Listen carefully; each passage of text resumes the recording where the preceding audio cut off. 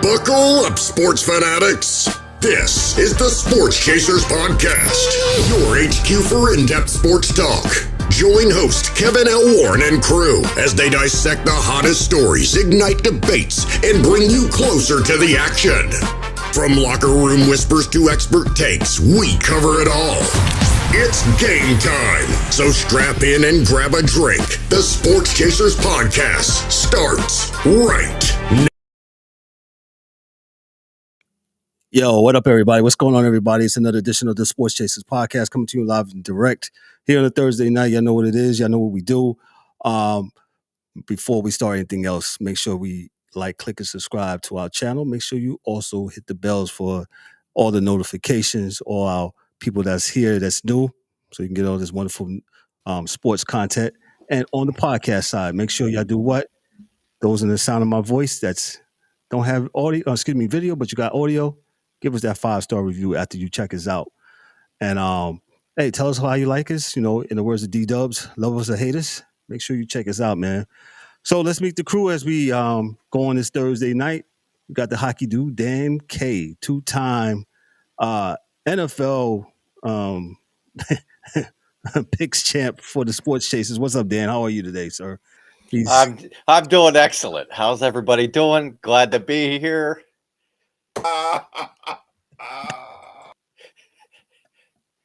You know that funny. What's the kids call it these days? The internet. Yes. So Sunday after the football game, man, I was able to get on that internet thing and purchase myself a game-worn jersey from the AFC Championship game. So I figured I'd wear it tonight. Oh man!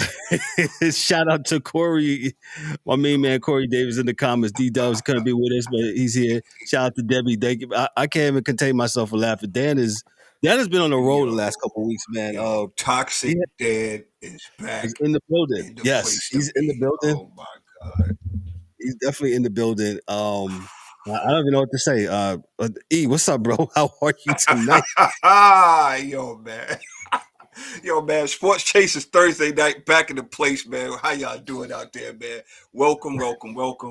Yo, Dan, you... Yo, I can't.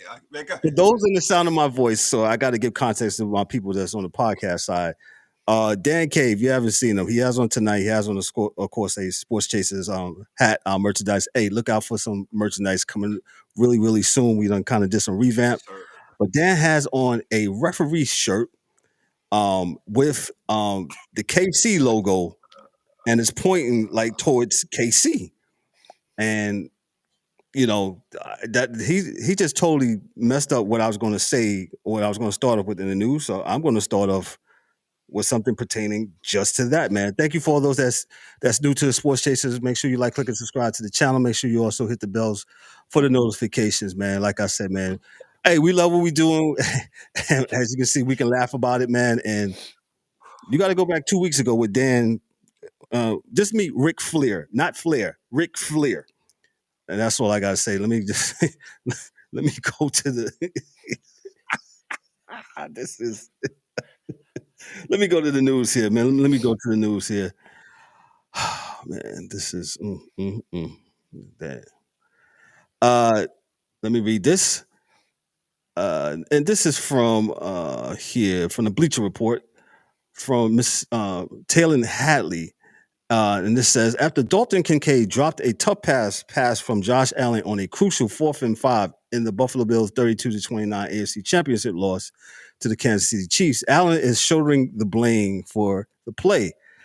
I got to be better for him, Allen said per ESPN's Elena Getzberg. I didn't feel like I put him in enough good situations this year.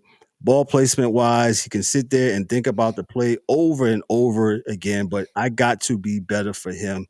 That's when it comes down to, and get him more involved. Kincaid faced criticism following the play as the ball slipped through his arms, potentially setting up a potential game-time field goal attempt for kicker Tyler Bass. However, Bills teammates were quick to emphasize that a single play did not decide the outcome of the game. Linebacker Terrell Bernard echoed Allen's sentiments. I think it's unfair, honestly, to even say Kincaid lost them the game and put him in that situation, Bernard said per Getzenberg. There's so many plays that that it comes down to throughout a game, and we just didn't make enough of them. Allen had nothing but praise for the tight end and highlighted Kincaid's toughness and consistent contribution, throughout the season for the 13-4 Bills Mafia squad. I know he's been battling throughout the entire year, bumps and bruises, and probably games that he shouldn't have played he was in, but he's a tough sucker, and I got nothing but love for him. How he approached this year, Allen said per Gesselberg, he's going to be much better next year. Let his body heal up, and I'm going to be better for him, and I can promise that. E, what you think about Mr. Kincaid, Mr. Allen? Your thoughts? Yo, man, it's cute. I mean, I guess Bills Mafia. I don't know how y'all feel about that. I guess, that's the right thing to say, politically correct and all. But, man, that's as a professional that you're supposed to fess up to. You're supposed to hold yourself accountable. And, man, you got to make the plays because, again, like we talk about, you are not promised to be here, regardless of how good you are in the moment and all this year. It is not promised that you will get back there next year or seasons after that. So, again, man, it's a good PR thing. Yeah, it's the right thing to say. I don't have too much else to say about it, man. Got you. Dan, your thoughts on Mr. Josh Allen talking about his receiver there? I just think, like he was saying, he's kind of trying to take the blame off of Kincaid because he feels terrible about it, and he knows it's not necessarily his fault per se. But I did find it kind of interesting on that play that both the announcers say that there's something yellow on the field. The little graphic on the TV says there's something yellow on the field, and then miraculously it disappeared after that was incomplete. So I don't know if the Chiefs dropped something, and had to pick it back up out of their pocket or something. But the whole thing with the Buffalo, man, if they just would have kicked extra points instead of keep going chasing that 2 points. 100%, Dan. Chasing. Because you got to figure that was the first game all year Kansas City scored more than 30 points. All you had to do was get to 30. And, maybe that's a different game if they kick extra points. So, like the saying, it's not one play. It's keep trying to go with that not their version of the tush push, but just Allen trying to QB sneak it. It didn't work. He got stuffed many times. Right. I definitely concur with that. Stop chasing the points, man. Ryan, I don't know if you heard what I just said or you were just setting up. I don't know if you heard that. Okay. Yeah. What's your thoughts on that? And then we'll move on. Yeah. Like during the game when we were texting each other, man, I'm like, in the first and second quarter, for the life of me, I don't know why teams and coaches are trying to tie the game. Just take the points, take your extra point, and then you can catch up. Then you can catch up later. But to be chasing points to tie the game, it's ridiculous. And also too, all this fourth and inches, 4th and 1 stuff. I mean, can we run something other than a quarterback sneak or be creative, man? Like I get it. You know what I'm saying? Like, he's big and he's gonna always fall forward. But even on third down, if it's 3rd and 1, do something creative, man. Like, I mean, it's NFL. If somebody knows something's coming, they're gonna stop it more times than not. Even the tush push got stopped. They stopped it like one or two times. You know what I'm saying? So I mean, and to piggyback on what you guys were saying about Kincaid, it's a tough catch, man. He should have caught the ball, but that's still a tough catch. You know what I'm saying? He's damn near diving for the ball. You know what I'm saying? The ball was there. It's a lot of traffic going on. It's a tough catch. Should he have caught it? Yes. But it's still, it wasn't Andrews. You know what I'm saying? It wasn't like in the Baltimore game where it was an easier catch. But kudos to Allen. Like Dan said, man, just doesn't want to throw his guy under the bus, and that's good leadership right there. So and the same thing with Lamar. He didn't throw Andrews under the bus. So you know what I mean? So yeah. So but yeah, and to Buffalo's credit, I thought they got that first down. Like I thought because one guy Right. is one guy who could see the ball called it basically was spotting it as a first down, and the guy that didn't have the angle to see the ball, he called it That short. So I don't understand. that shouldn't even happen because the play before that, the guy had the first down Mhm. and they moved the ball back. Right. Yeah, like so. Man, it's just what we say about sports, guys. It's a game of inches. I didn't even notice that you had a referee stuff on. Yeah, it's a game of inches, man. But please, NFL coaches, man, I get it. Analytics matter at some point, but you also got to know, man, like in the first and second quarter, you don't have to tie the game. Like Dan said, if you only kick the extra points, like the angry ones, if you only kick the extra points, the game's tied with the extra point. You're not chasing the points. So That's what they were doing on that. They Especially was if it's chasing something. points. Go ahead, E. I'm sorry. No, I was just gonna say, especially if it's something that you haven't been doing. Again, it's a coach that's trying to outcoach himself. If this is something that you don't normally do, why are you doing it now? Like I don't. Man, Eric, did you say he's trying to outcoach himself? yeah, well, smartest one in the they're room. they're overthinking the game. Exactly. They're overthinking the Facts. game. Like dude, just it's the first, second, and fourth quarter. I understand because there's not that many possessions left. Right. I get it, dude. There's no way you should be trying to kick an extra point to tie the game in the first and second quarter.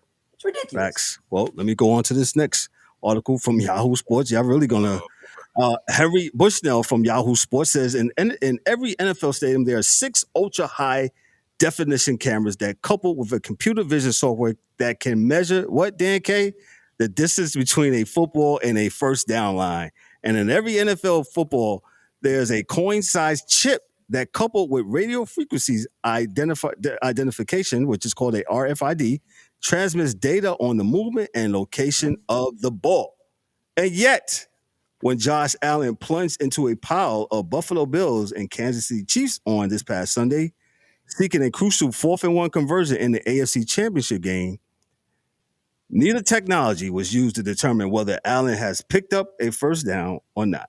Instead, 2 referees, Dan K and Ryan, 2 referees sprinted to the sidelines, one beyond the 40-yard line, one short of it. They decided after manual measurements and the inconclusive replays that Allen hadn't reached the line to gain. Kansas City took over, went to score, and won the game. So the controversial ruling, which has been dissected ever since, reignited a prickly debate. Why in 2025, with tech infiltrating every sport, does the NFL still rely on human beings with obscure views to make a heat of moment calls about whether balls cross certain lines?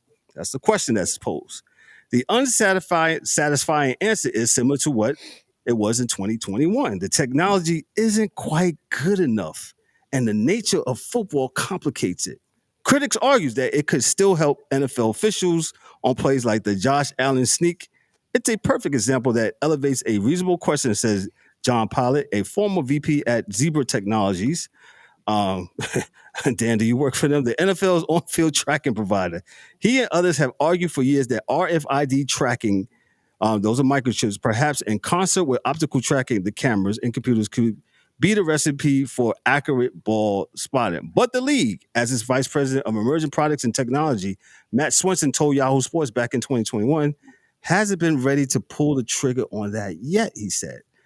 And then it goes on and says, football isn't tech-friendly game. Prior to the 2024 season, the NFL Competition Committee and Futures of Football Committee approved trials of Hawkeye and optical tracking systems similar to one that instantaneously detects whether tennis balls were in or out and whether soccer balls cross goal lines. I'm going to finish right there. Professionally, I have used Hawkeye in different terms. It's a great technology, great thing that they use. So they use it in different other fields of employment. So you mean to tell me they use this technology? You know, we watch tennis, we watch soccer, right? And you see how the ball either it'll tell you within centimeters or millimeters if the ball was in or out. So NFL, we're paying for this. and we still not going to use it because we're not ready. That's a bunch of nonsense, and we're not within 30 minutes for me to really say what I want to say. So I'm gonna wait 15 more minutes. I'll give it to. Go ahead, Ryan. They want to say they don't want to take the human element out the game. That's the whole. I get you, Ryan. Yeah, and I hear them, but dang, man, you still getting it wrong though. But my thing is, if you don't know, then use the technology. Exactly. You know what I'm saying? Like, because you're guessing. Yeah. And not only that, Buffalo is up one and driving. You know what I mean? So I don't know, man. From when I saw the play, I'm like, oh, clearly, you got the first. That's what it looked like to me. But yeah, I don't know. Yeah. Go ahead. I tell you what, Philly better be up by 9 points. With 9 points with a minute left. 29. Because if they're up 8 points, they better be up by 9 points with Kansas City only having one possession left. Because if they're up 8, he's going to score a touchdown and he's going to get the 2-point conversion. They're going to go to overtime and they're going to beat you. So you better be up 9 with Kansas City only having one possession left. I still say 29. I get what you're saying, Ryan, but it'll be some nonsense. It'll be a pass interference. Right. They'll get down, and it's not 15 yards. It's the spot of the ball. They'll score. They'll kick an onside kick. Right. There'll be some flamingo scenario going on, and it'll be against Philadelphia. So Kansas City will get the ball, and they score again. It'll be some Reggie Miller type stuff going on. But go ahead. Right, and everyone, and not only because Kansas City gets all the breaks, it's because Patrick Mahomes is just that good. You know what I'm saying? He's always going to make the right plays, and it's hard enough to beat him by himself, but when he gets help from the refs, it's even harder. You know what I'm saying? It's the same equivalent as Michael Jordan playing in a NBA game, and he's getting all the calls. You know what I'm saying? Yeah. He's going to the free throw line nonstop. You can't touch him. You know what I'm saying? So he's already the best, but then he's getting the benefit of the doubt with the whistles and everything else. So, man, just be up by 9 points in a one possession game, and listen, you're good. I'll say that D-Dub said the calls need to be 100% correct. Yeah, I'm with you, dog. I'm with you. They need to definitely be 100% correct, but they don't. Right, like Ryan said, they still want to try to have some human element. But which one do you want? Do you want the calls to be right, or do you want the calls to be left in the? Because tennis and soccer, they have left that not up to the referees. They left that up to technology, the Hawkeye technology, which is pretty dope. Shout out to Miss Harden checking in. Also, Mike Bristol. Shout out to my main man, Mike Bristol. Thank you for checking in. D-Dubs, appreciate you, man. D-Dubs couldn't be with us, man, but he's checking in on the comment side, man. Dan, your thoughts on this ridiculous thing that the NFL is doing here? So you're telling me we have a technology that can pinpoint where the football is? Yes, sir. Okay. Now, we can't have full-time referees. Maybe that's the reason they don't want to use this, is maybe they can't train them well enough. The people that are working the replay booth, are they full-time or are they part-time? Is there just not enough in the budget to train these people how to actually use the system to make the correct call?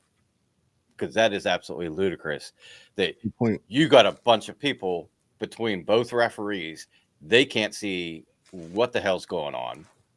Then the replay isn't going to tell you shit because there's so many. It's a rugby scrum. I mean, you kind of know where the ball is just by where the bodies are moving. And then, boom, next thing you know, hey, yeah, he didn't get it. Okay, well, what the technology say?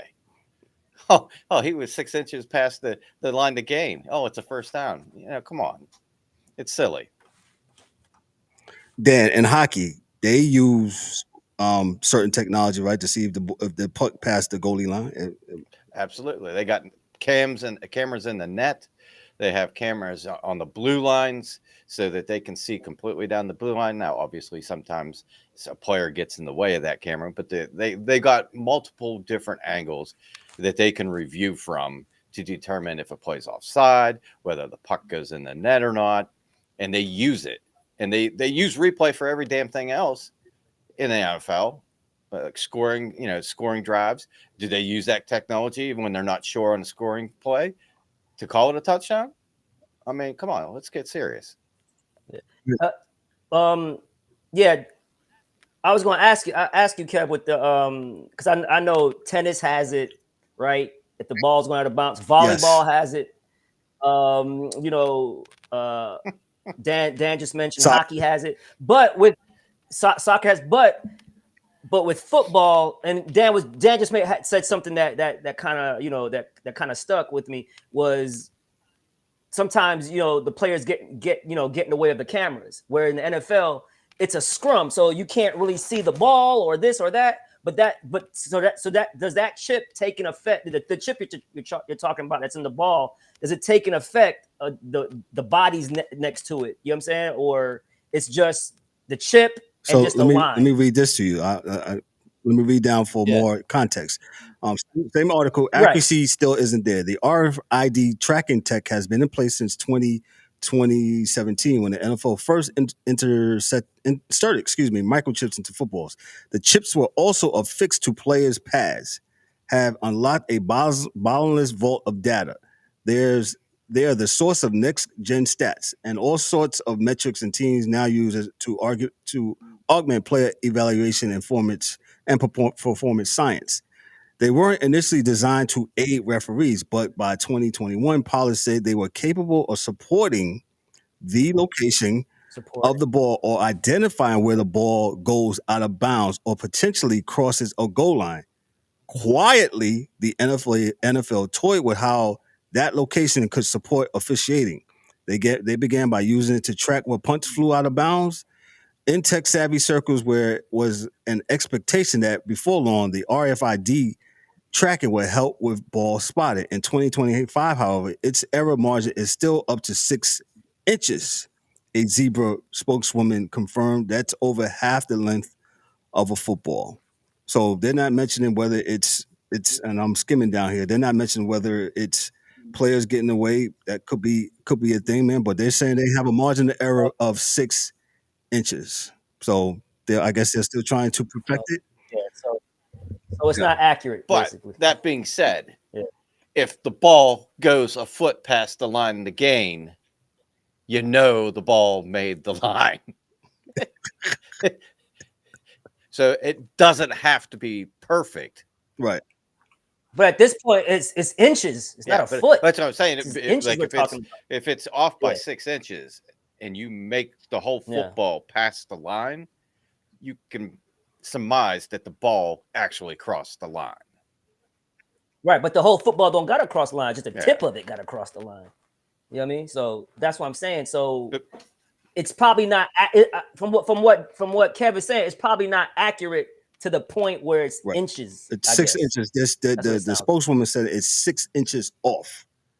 So that's I guess that's why. I mean, the human element is damn near yards off. So what are we talking about? What are we talking about? But you rather have the human error than we have technology. The technology still getting it wrong. Well, I agree with you though. I don't want the human element to be taken away. I want the technology to help the human element when the human element doesn't know what the hell they're doing. That's what it's there for. It's supposed to assist. But in this case, the technology wouldn't have helped because it was a 6 inch difference. So how about we do this? That's what I'm saying. So how about we do this? How about every championship game, every Super Bowl, or anything like that? How about we have extra cameras? Y'all getting all this money anyway. How about you put some cameras down where they got that damn the sky 10 yards from the, you know what I'm saying? You there's no listen at the end of the day. But there's no excuse. But it's football though, man. You're in a pile, so. Whether you have how you gonna catch it? You know what I'm saying? Like if it's being blocked or whatever. So I don't know. They cheated. I thought he got the first down, man. I thought he got the first. It was down a first down. That's the end of the story. I thought so. Yeah. But it's Dan and his crew messed it all up. Hey, we got it right. Bill Burr told you what it was, so listen to Bill Burr. Told you they cheated, man. But I will say, hockey does introduced. I think it was in the '90s. The technology in the puck where they could Fox Sports could make it actually glow, and you could follow it around the ice, and it would change color on how fast they shot it. Dan, I remember that. Yes. Yeah, it was too fast for people to see. And it was the yeah, NFL has the technology already with the pylon at the end zone, with the chip in the football to know if it goes past the pylon in the end zone. So instead of having the chain gang, which is stupid, I played with the chain gang. You just move 2 more pylons at the first down marker, and if the ball passes it, the chip will tell you that it passed it. Well, D, you kind of missed it. I just read from they got the technology in the chip. It's saying that its accuracy is 6 inches off. Whatever, man. Stop. Why? I'm just with the why? Listen. Why is that 6 inches the fuck off when you can have a satellite, quote unquote, in the air? 4 minutes off. But go ahead. Oh, I'm sorry. No, it's 8:00, man. 8:00. You got a satellite up in the air can tell you where you're at. Down to the next foot. Like they could. There are no Bigfoots. Well, no, there are no Bigfoots. Because if there are Bigfoots, that means there are no satellites. Because if there was a satellite, you could find a Bigfoot and kill him. It's pretty simple. I'll tell you Coordination, man. I'm a nerd now in my life because I wasn't when I was a kid. I'm a nerd, and I look into these things. And if there was a Bigfoot, you could just get a satellite and find them all. And ask them, what the hell you doing, Bigfoot? What's going on? What's popping? Right? They can find you. They can find you. Like you watched that movie, Enemy of the State. That is all real, son. Yes, sir. That is all real. You can ask Kev. Kev's a cop. He'll tell you. They get a satellite on a dude in a minute. If they had to get him, they could get him. With a warrant, of course. Whatever, man. No, ain't no whatever. It's with a warrant. Well, the military don't do it because they go all over the world for who they need. So I can't speak for what I'm saying is that don't drag me into this. But go ahead. Be done, right? The NFL has the money to do it. Right. They're just not doing it because of something. I'll say something because I'm not sure what it is. It's not good for the game, and when you have, and maybe this is why they want to get rid of TikTok and everything else. But at the end of the day, when you have so many different voices saying this is fixed, it's not good for the game. Because after a while, people will stop watching, right? Because fatigue is real. And there is a lot of Kansas City Chief fatigue right now. And I feel bad for the players because it's not necessarily Mahomes' fault, even though he tries to flop now and then, which is really off-putting. And, there are calls that are just not made for, both sides. No, just for them. I was trying to be nice, but no, it's just for them. They got the right tackle that's never lined up on side. Never. You can go to any films. There's a bunch of films. I can go to the whole Super Bowl game last year, and I can tell you he wasn't. Every play. I can do all 22, damn near the whole game. I got one time the dude jumped on Bosa's back, and Mahomes run underneath that and gets the first down. I'm like, did you not see this dude on Bosa's back? But it's fine. It's fine. It's football. They're human, and this is what happens, right?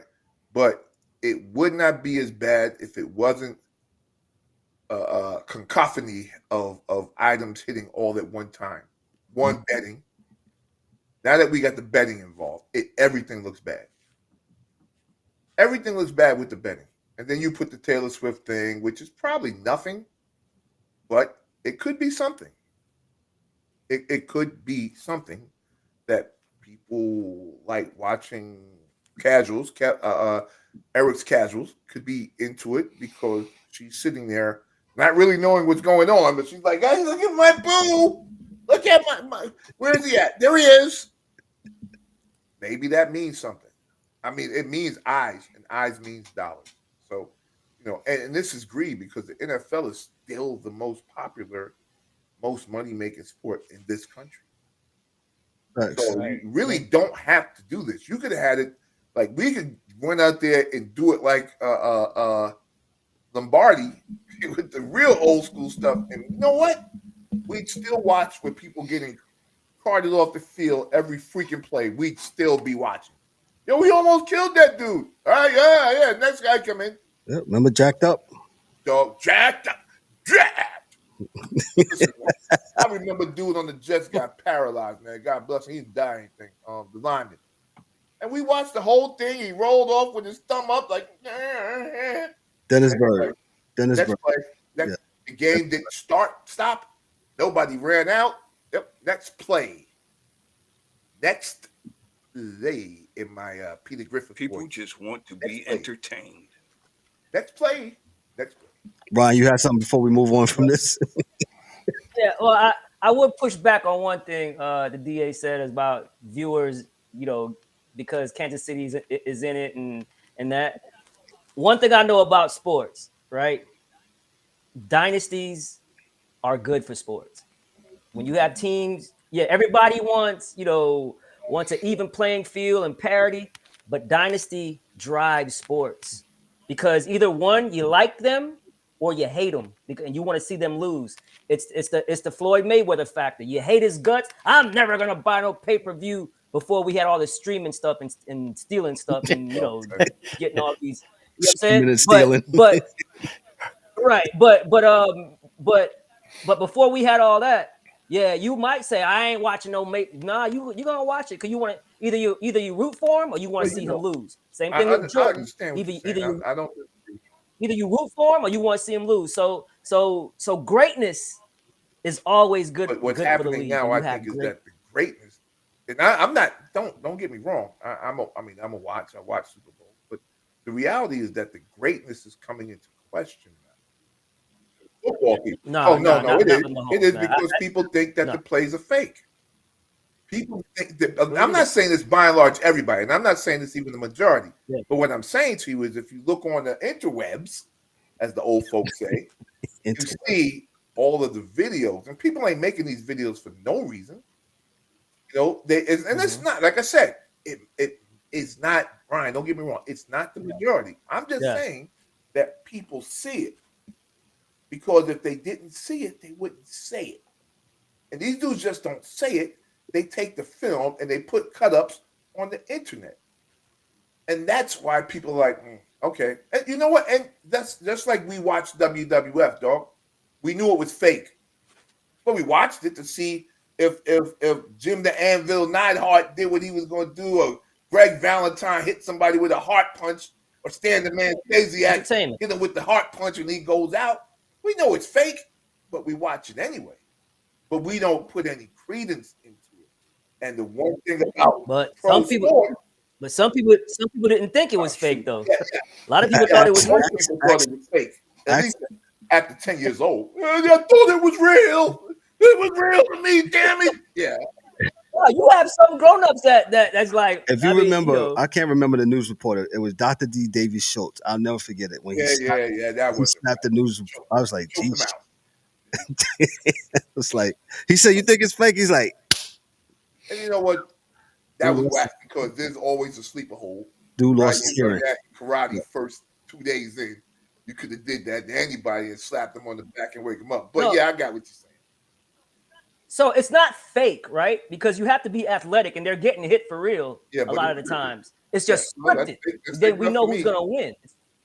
It's scripted. But I think there was an incident that somebody had to get rushed to the hospital. Got killed a couple of nights that happens. I'm just saying it is fake though. I mean, so it is written.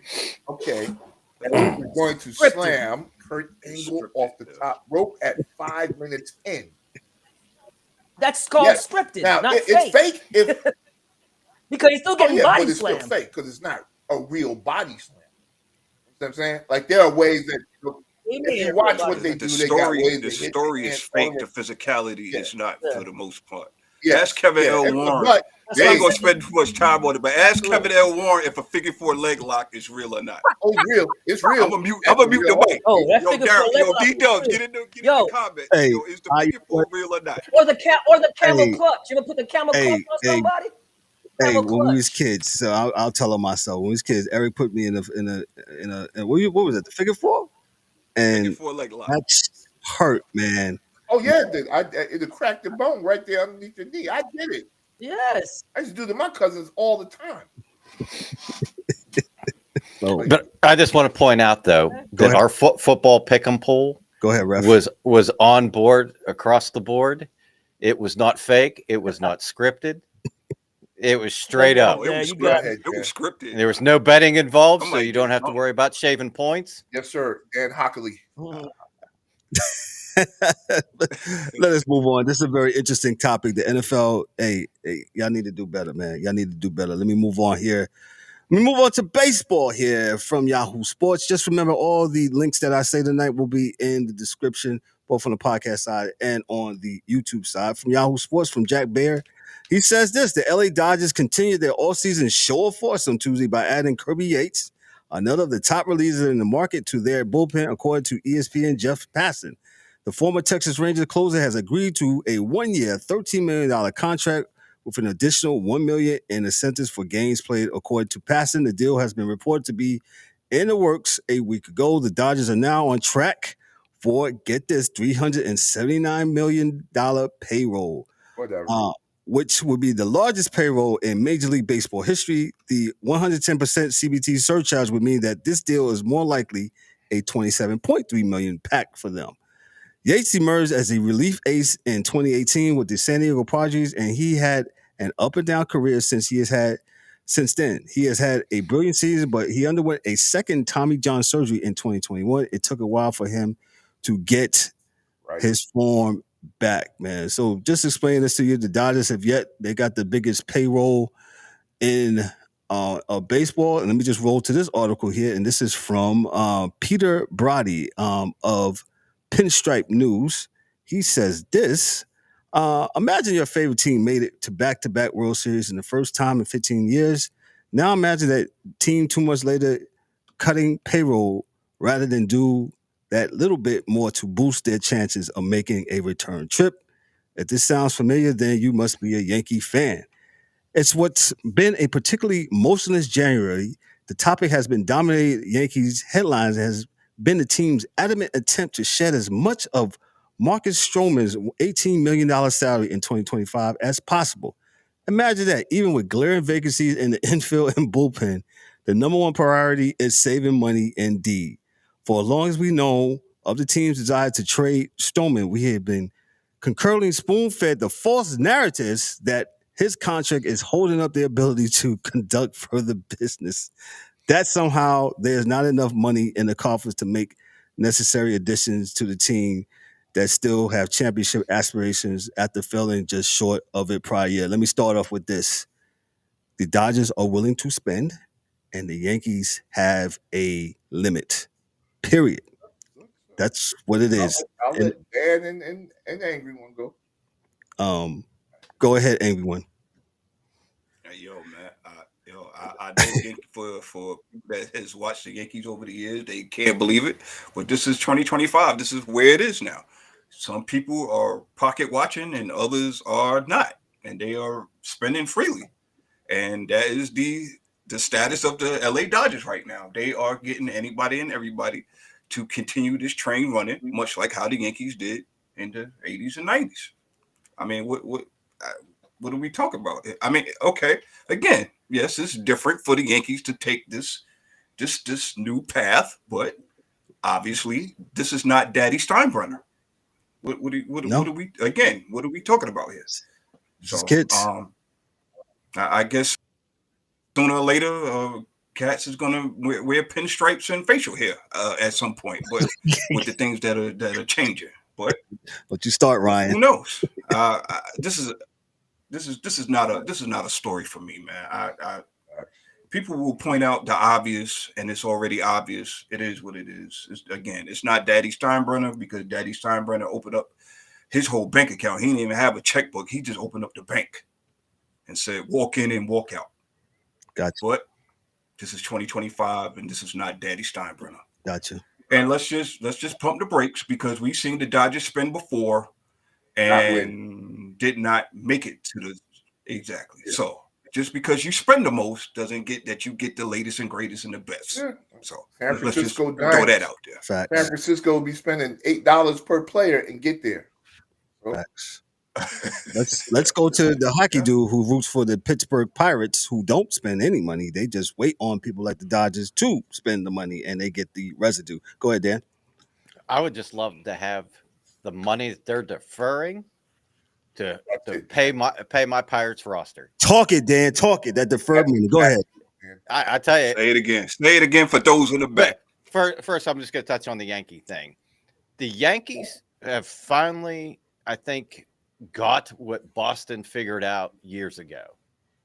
When Boston kept trying to keep up with the Yankees, and they were like, you know what? This ain't working out. We get all these great players, and then it doesn't pan out. Let's quit spending all this money, and let's really focus on the players and who will fit what we do, and actually spend the money on players they have better aspirations of fitting their system. And now the Yankees are kind of figuring that out. We just can't buy everybody because not all of them are going to work out. So we need to figure out which ones, scout them very well and then spend our money wisely. So I think that's where the Yankees are now. And you got to look at it the other way too, is that's a National League team. So it doesn't affect your ability to get to the dance. It's just when you get there and you're up 5 in a certain inning and drop the ball, and then the series is over. Yeah, you just can't feel the ball. Just saying. But that's kind of the thing. It's like, okay, let the Dodgers do whatever they want to do. Oh yeah, because they're in the National League. It's not going to affect us until the World Series. As long as we could stay on top of the American League, get to the playoffs, and get to the dance, we still have a shot. Good point, Dan. So, I mean, it's weird saying that about the Yankees, because it's always been, hey, the All-Star for that team, yeah, we'll take you. Your best player, oh yeah, we'll take you too. And they just pluck everybody out of the league. Well, that's what the Dodgers are doing. And like we said, just because you get them doesn't mean it's going to pan out. Facts. And I don't know how they're getting away. And let's just say this too. Go ahead. Oh no, go ahead. Go ahead. Cut you off. I'll jump in. I will say this too. Everybody's talking about the Dodgers and the Yankees and the Rangers. Well, I'm sorry, Dan, but if you had the Pittsburghs and the San Diegos and everybody else that would pay their players, there would be no players for them to pay all this money to, because they would still be with their respectful teams. I think so. You can't just always eyeball the Dodgers and the Yankees and say, "Oh, well, they buying everybody." Well, stop putting them up for sale. Well, yeah, that's true. Well, but that's there's so many other factors that like for Dan, not to be funny, but you don't have a Yes Network, like you don't have that. You got to pay. It's like a house. Me and Kev always talk about this. It's like your house. I can't buy the groceries that Kev buying. We got different households, man. If I can't afford that this week, I can't do that. I think one of the biggest points, and Dan kind of alluded to it, was, yes, the salary thing is crazy at the Dodgers, but is it really? Because there's a lot of deferred money. They're not necessarily paying out all the numbers we see right now, because I'm pretty sure Shohei and the other pitcher from Japan probably both said, "Yo, defer our money till blah, blah, blah." Right? Not everybody else is deferring money. I don't think I've heard any other MLB team with players deferring money. Bobby Bonilla. That team. So, yeah, you got the deferring, which is the cheat code. And yeah, you're buying everyone that you can get, and you're still not sure it's going to work, because you still become, as crazy as it is, even in the National League, everybody's World Series every game. So look, Dodgers, yeah, you're paying all these guys, and you're going to have to be like that. So there you go. You're going to have to be a championship team, because every game for you this year, everybody's going to be trying to get you. So just, I'm hoping that salary holds you up. You don't get no injuries. You don't go in a slump. You don't have no arguments. You don't have any of those things that big money teams have. And you can make it to the end of the season. And the American League will be there on the side just waiting.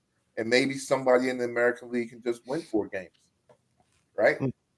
That's all. They can scout and coach and do what they're supposed to do.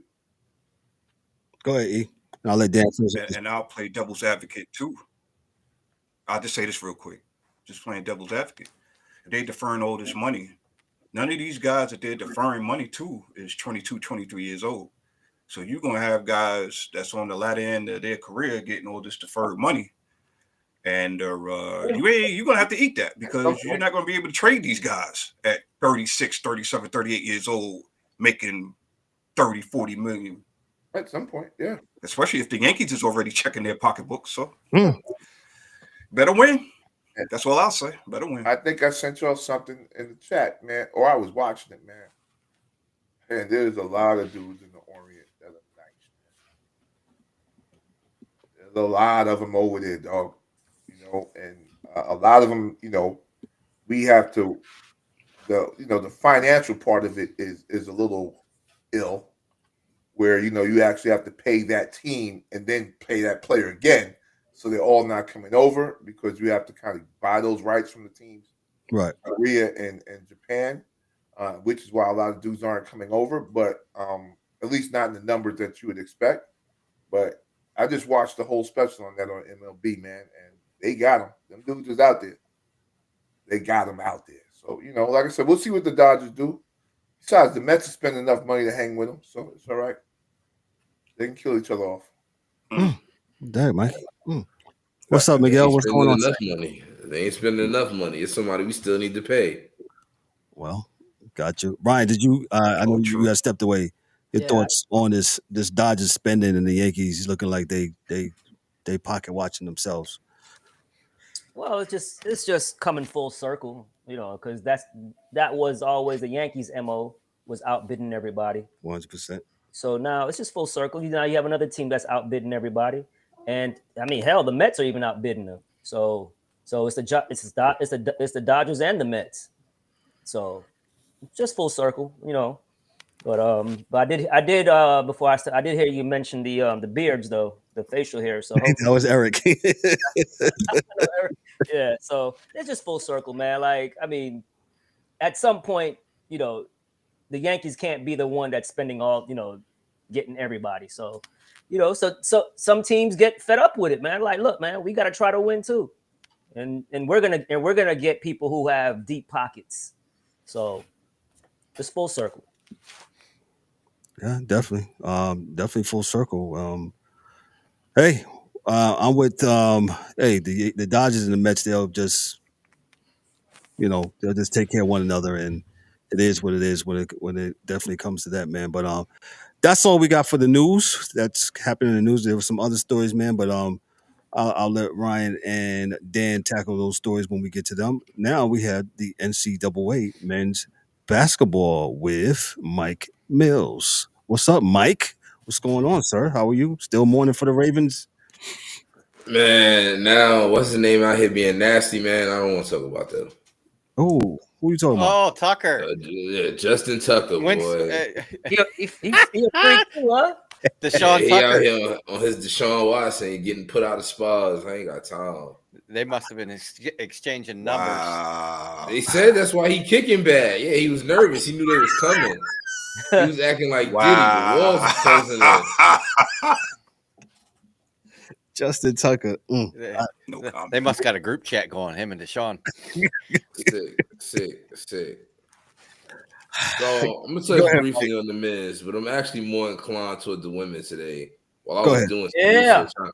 Yeah, like the women, they've been battling. But let's start with the men's real quick. So the men's, I'm gonna give you the top 10. We got Auburn at 18-1, Duke with good old Cooper Flag at 17-2, Iowa State at 17-2, Alabama at 17-3, number 5 Florida at 18-2, Houston is number 6 at 16-3, Michigan State is number 7 at 17-2, Tennessee is number 8 at 17-3. Marquette is 17-3 at number 9. And Purdue is 16-5 at number 10. So that's a quick glimpse at the men's. We are in late January, getting ready to go into February. So this is when it's going to ramp up. Teams are trying to get those last resume wins and get their standing right for the tournament, see who gets buys and see who has to play 5 days. Go ahead. And now we're going to go ahead to the women's, and we got UCLA at 20-0, number 1. South Carolina at 19-1, number 2. Notre Dame at number 3, 17-2. USC at number 4, 18-1. Texas at number 5 at 20-2. Connecticut at number 6 at 19-2. I'm going to stop there real quick. Right. So what I was noticing about these top teams is all their losses have come to each other. Absolutely. So they're beating the crap out of everybody else, and they only lose it to each other. And I miss when the men's was more like this. Like, I miss when they didn't avoid each other as much. And the thing I would like to also add is, as much as I beef about the regionalism, I'm kind of okay with it in this sense because they actually playing each other. Like, they, even though these conferences, the SEC, the Big Ten, even the Big Ten.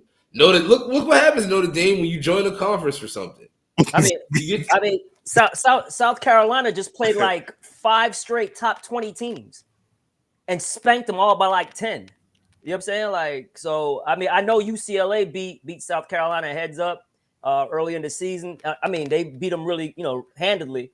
But what South Carolina has been doing, man, after losing Ashlyn Watkins as well, so they're probably their most athletic big off the bench and probably best defensive player, losing her.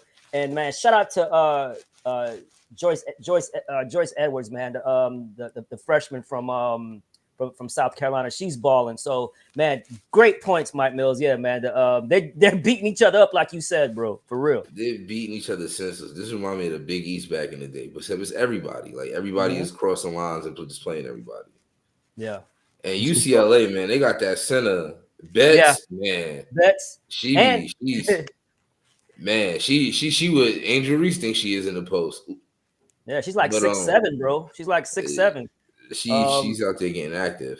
Yeah, and her sister just is going there next year to play with her. So, and she's like, yeah. So they're gonna have like twin towers. So, yeah, man, it's exciting time for women basketball, man.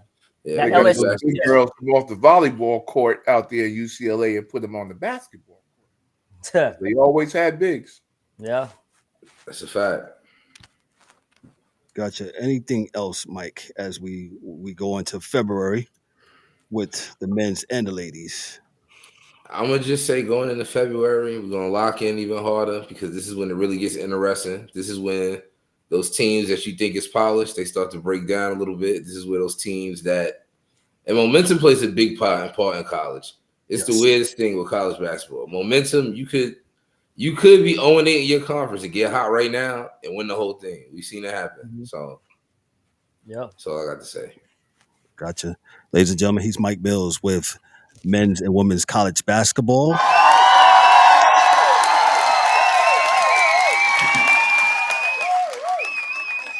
Next up, we got the Frozen Pond, the two-time NFL CBS Sports champion, who's out here trolling the Chiefs. By the way, if y'all just watch, Dan has on a referee shirt with the damn Kansas City Chiefs logo on it. And yes, go ahead, hockey guy, take it away, man. I just want to say, Mikey, Notre Dame played Virginia Tech today, and they spanked them 77-61, and Miss Hidalgo dropped 30. Balling. And then I think what's the other guy, Olivia Miles? She had 15. Mm-hmm. So yeah, they're definitely balling over there. Was it Hidalgo? Is this her senior year? No, this is her sophomore year. What about Miles? Miles is this is her. She got hurt, but she can go to the WNBA if she wants. Okay. Yeah, because she had got hurt, so she redshirted. So Olivia Miles, like she's projected to go number 2. Okay, I knew one of them was probably going. Yeah, Hidalgo, she was a freshman last year.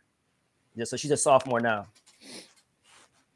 Yeah. Well, we'll get started with the hockey. E, you excited? You happy? Sad? Let us know. How do you feel about Drury and I'm Natchez? good, man. Like I said in the chat, man. Hopefully that they can make some noise here. I still Florida's still the team to beat. Not doing. I don't care who you get and all this other stuff. You got to have them gelled and ready to go in the playoffs because Florida is not going anywhere no time soon. So, but I am quite pleased with the player movement in Carolina. Yeah, that was an interesting one for me. But we'll get into that in just a moment. We're going to go down the top 10 here. At number 1, I got and they're up 3-1 on Chicago right now. And Mika scored the second goal. Just so you know. But I got the Winnipeg Jets at number 1. They've won 4 straight. They're playing Boston right now. They're up 2-1. And they've been playing really good. Like between Scheifele and Connor, they've been lighting it up. And of course, you got Hellebuck in the pipes. He's been playing super well for them. You know, they're well set for probably the playoffs. At number 2, I got the Washington Capitals. They're 8-1-1 their last 10. And the Ovi Watch, I believe he's 20 short of breaking the record. They're 50 games played? So they're playing 50, their 51st game. So they got 33 games to get 20 goals. So we'll see how that transpires. You think you can do it? I think if you get like I said, power plays, if they get a lot of power plays, and if they're up in the way they've been playing, like they're 34-11-5 overall. What happens when you're up to 3-1, 4-3, 4-2? The other team pulls the goalie at the end of the game. So, there's always the empty netter variety. Right. With the way that they're playing so well, that he'll probably get opportunities for that. 20 goals in 33 games or 34 games. I mean, if he gets hot, man, it's doable. I'll say that. But it wouldn't surprise me if he has to wait till next year. That's what I'm saying. I think it'll be kind of tough, like you're saying. But, we'll see.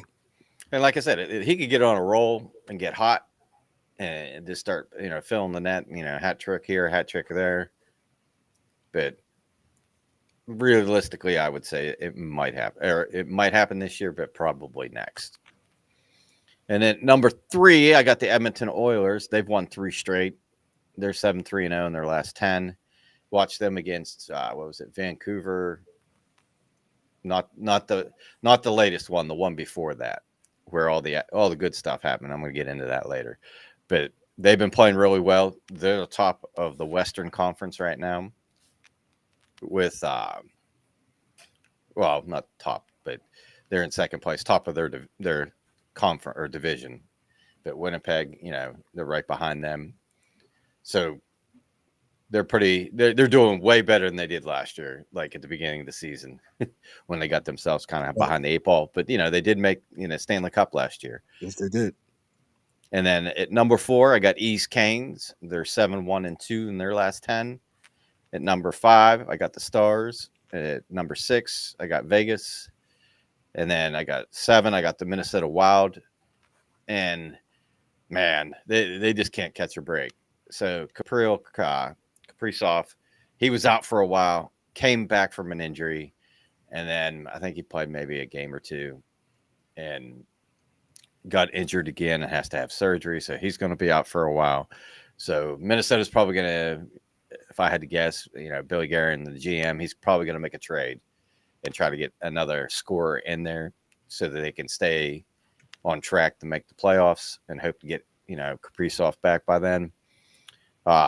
Number 8, I got the Avalanche, who made the trade with Carolina, and they've been playing well as of late. Then at number 9, I got the Leafs, which I don't know, man. Like, I don't want to upset our buddies from the Podfest thing, but yeah, like goaltending, bro. Defense, like that top heavy lineup. Like I think they got beat 3-1 the other night. And it's like, yeah, they can score, but man, the nights when they're not going in, you got to play tight defense and win those close games, and that just hasn't been happening. And then I got the Devils, and I watched a little bit of them. Was it Wednesday night? Yeah, I'm trying to remember who they played because it was Philadelphia. Ooh, that game got nasty. They were getting it. I think they had 30 minutes in minors just in the second period. So that was really good. And then to get into kind of like what's going on, you got the Canes. They made it kind of, I don't know about you, but this kind of shocked me that they traded Martin Necas and Jack Drury to the Colorado Avalanche for Mika Rantanen. They also included Chicago in this deal as a 3-way trade. So Chicago dumped Taylor Hall's salary over to Carolina. So they got Rantanen, they got Taylor Hall, and I think they got a prospect. And then in return, Chicago, they got their 3rd-round pick back from Carolina, and they're retaining half of Mika Rantanen's salary for the remainder of the year, which is like $4 million.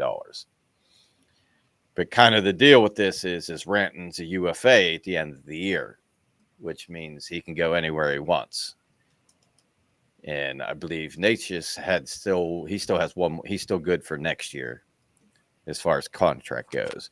But apparently this all stemmed out of the contract talks with Colorado and Mika, where I think Draisaitl's agent is his agent also. Right. We talked about that last night. Yeah. And he was looking to get like 13 mil or something like that a year. And of course, as you know, hockey has a hard cap. Like you just can't go over it unless you're Tampa and put somebody on long-term IR for the full year and bring it back for the playoffs. It's kind of like the deferred payment thing in baseball. I was about to say which one is worse. Yeah. That's how you skew that rule. But it's going to be tough because, from what I read and saw, that he was so surprised that he got dealt. But it's like, if you sit down and you're the GM and you're looking in your locker room and you see McKinnon, you see McCarr, and then you see Rantanen.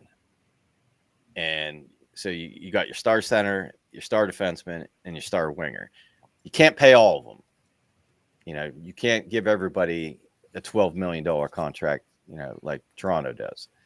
So now, you got to figure it out. Well, they were trying to work out a deal. Apparently, I think the GM for the Avalanche just was like, you know what? This is just going to be a distraction the rest of the year, or they didn't think they could get it done by the end of the year. So they just said, hey, Carolina, you want them? We'll take this. So, and what's kind of funny is both teams, the first game that all these guys played in, I believe, was against the Rangers, because the Rangers had Colorado. Of course they did. And Carolina back to back. And Necas and Drury had, I think Drury scored and Necas had assists in that game. And then they played Carolina, and I think Mika and Taylor Hall had assists against the Rangers in the other game. Rangers can't catch a break, dog. So, go ahead. Yeah. No, I was just gonna say. So, I think this was a good trade for both teams. Now, Necas was one of the leading scorers on Carolina, but Rantanen's going to bring that too. But with Rantanen, he's a bigger person or player. Can hold onto the puck. He can play in front of the net. He's hard to move out of there, and I think that will help Carolina against Florida and those things And then you bring in Taylor Hall, who's an experienced veteran. He'll probably play third line or whatever, but another, he was stuck in Chicago, so I wouldn't really base, his status on, points and all that, because, Chicago's really not that good and they're struggling. So, good for him. At least he gets out. He gets, to a team that's probably going to be a playoff team, and they got Freddie Anderson back. So, right. I believe he shot out the Rangers in that game. So, Carolina's looking good. If they can stay away from the injury bug and not have any of these guys, their big guns get hurt, they're only going to get better. And the better part of this trade is when it happened, is now these guys can come in and get that chemistry for the playoffs. So you wait to the trade deadline, you got like a week and a half, 2 weeks, and you're in the playoffs. Right. So it's kind of hard to mesh. Where now they got like a month or so to get that chemistry going. And then to speak on your Rangers, since January 1st, they've gone 8-6, and I don't know, bro. Like, for them, I don't think they make the playoffs, dog. They're not. They're not. I mean, they're 3 points behind the wild card spot not playing 500 the way they are, and not after the bad start that they got off to, and then with all the trades and all the, they're gonna fire the coach and they hate the general manager and all that stuff. Just like any professional sports team, they got turmoil, and sometimes turmoil makes you go rise to the top, or it may sink you. But go ahead. I was gonna say with them, like, I believe it was last Saturday, I think it was, where it was last week, but there was a lot of rumblings of them making a trade to get JT Miller. And from I think it was Elliot Friedman, I saw some of the stuff he was talking about, and I think the number one, or the first round pick that they wanted to give up, they won protection on it. So if they finish in a certain, you know what I mean, if it's like a 16 pick or lower to the number one pick, if it's 1 through 16, that it wouldn't be that year's pick. But if it was, later than that, then the other team would get the first round pick for that year. But that, like, they had it almost done. Right. So, and you got all that drama in Vancouver. Like some of the names that I've been hearing is like JT Miller or Elias Pettersson. I mean, I don't know how, if they don't trade one of these two guys, I don't know how they're going to get through the end of the season without one of them choking each other in the locker room. And then the other name on Vancouver I heard is Brock Besser, possibly move. You got Brock Nielsen in the New York Islanders, and Paul Mary possibly. But like a lot of these guys that are possibly going to get moved, they're most of the time are going to be UFAs at the end of the year, where they can decide wherever they want. There's not restricted at all. It's like they typically call it the rental player. You get them for the end of the year in the playoff push. And if it works out, you resign. Sometimes you resign them. If not, doesn't work out or whatever, they want too much money, you just move on from them. Right. So we'll see. I think now that Carolina did what they did, and it caught a lot of people off guard and by surprise, that you're probably going to see teams doing things and making trades, because like Boston, they're minus 25 in goal differential, but somehow they're in the wild card still. Like I watched, they played Buffalo. The Sabres had Josh Allen's touchdown. It's magic. I mean, they put up 7. They won 7-2. Tage Thompson, and the other guy from Buffalo. They both had hat tricks. And they were all against Swayman, so their number one goalie. So it's like, they're struggling. I think Marchand's having a tough time with the new coach. Let's put it this way. Boston went and did the thing where I can't fire all 22 of you, so I'm going to fire the coach. Well, that's sports. And the coach goes to St. Louis, and guess what? St. Louis is playing well again. Boston had that little uptick, like, oh shit, we got a new coach, we got to play well, and then not really, not so much. Then they went back to the Porter John. They just not so much. And so, the question is, okay, we're in a playoff spot. Do we make some moves to pick up some people, or do we move some people? Like, it wouldn't surprise me if they move on from Marchand, and he's their captain. I don't think him and this coach get along. They're struggling offensively. So, now you change the coach. Now it's change the roster. So I got a feeling they're going to move some people. And like I told you before about the Rangers, I still feel like they're going to move some people. Yeah, 100%. And who it is up in the air. Like Zibanejad, he's got like a no trade clause or a modified one. So, that all that stuff has to be worked out if the guys they want to move are in that boat. So we'll see. And then I'm trying to think. So the other thing I want to talk about is so the last, 2 weeks, there's been some things that are just kind of like dirty plays, so to speak. And it's like it's getting to, like, everybody's take fighting out of hockey. Well, what deters, idiots doing stupid things? Getting punched in the face. And since they kind of gone, a little bit away from that, I don't know if you saw the Vancouver Oiler game that I was watching. I choose violence. So, end of the game, they got I think they had the goalie pulled, and McDavid's in the Vancouver zone. They're moving the puck around, and he's trying to get towards the middle and get open. And Garland kind of trips him. And then when he trips him, he falls on him. And then he's kind of laying on top of him, so he can't get up. So McDavid finally kind of gets up, and then Garland grabs his leg and tackles him back down again. So when McDavid gets up the second time, he gives him the, how do you do? Now Garland's got, Easton or, Bauer or whatever stick he uses across his, face tattooed. He cross-checked him right in the teeth. And, you can't do that.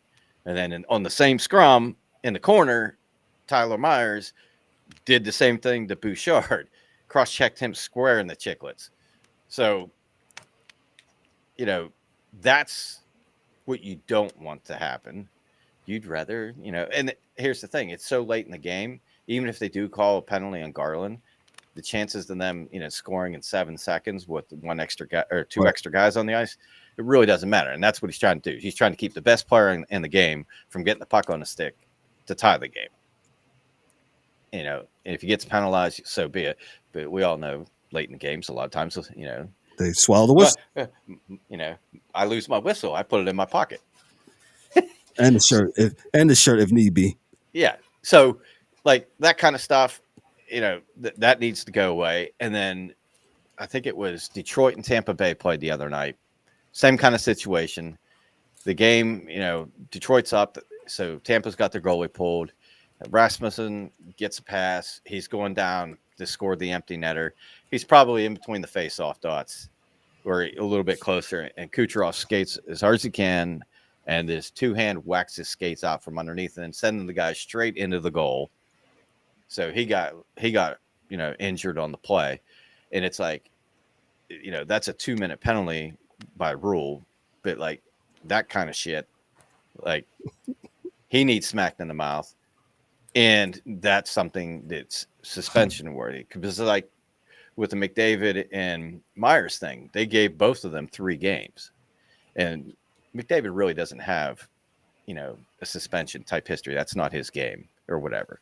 So, usually it's a slap on the wrist, 1 game here or there. But because of the severity of the actions that they had, 3 games was warranted. And I'm in the book of, I don't care who you are. You could be the worst guy on the ice or you could be the best guy on the ice. But if you do something like that, the punishment should be appropriate. You shouldn't get a pass because, oh, you're the leading scorer in the league. You're the face of the league. No, you were dumb. You were dumb. You get the same penalty. You get the same smoke. Correct. Yeah. So I was glad to see that they and once McDavid got the 3, you knew Myers was getting at least 3. But like that kind of stuff, that's where you need to get that out of the game. And it was the Vegas-Dallas game. Just inside the blue line, Mark Stone is coming at the defenseman for Dallas that has the puck, Heiskanen, and literally does a football play. He dives at his legs. A football move? Yeah, it looked like he was trying to tackle a running back. Like, you can kind of see where, like, oh, he was trying to dive to hit the puck off his stick. Well, he dove right into the guy's lower leg and injured him on the play. Like, that's the kind of stuff. And that leads me to my last segment that I want to talk about. Well, not the last thing, but so this is something that we were talking about, Kevin, but since I'm like, with how, adult daycare goes, I got to, every couple of weeks. So that gives me a good pool of games to choose from. So this is Dan's tilt of the week. So I like that. Go ahead. So for those of you at home or listening, you can go to hockeyfights.com and you can look up Ryan Reeves and Mathieu Olivier for Columbus. I believe this game was just the other night, just a couple days. But if you watch this tilt, you could see why the linesmen were nowhere near these two gentlemen as they were chucking punches, because they were absolutely throwing them. Now, not all of them hit, but if they did, somebody was in trouble. But it was probably one of the, and that's the first time those two have ever fought. And they're both like the super heavyweights of the league. So they're the ones that are out there to make sure people aren't cross-checking people in the face or slashing people's ankles when they're going in for a breakaway. But I highly suggest that, if you want to see a good tilt, go watch that fight on hockeyfights.com. And just to wrap up the Four Nations thing coming up, they did announce the captains and alternates for each team. So Canada, they went with Captain Crosby, and then the alternates are McDavid and Makar.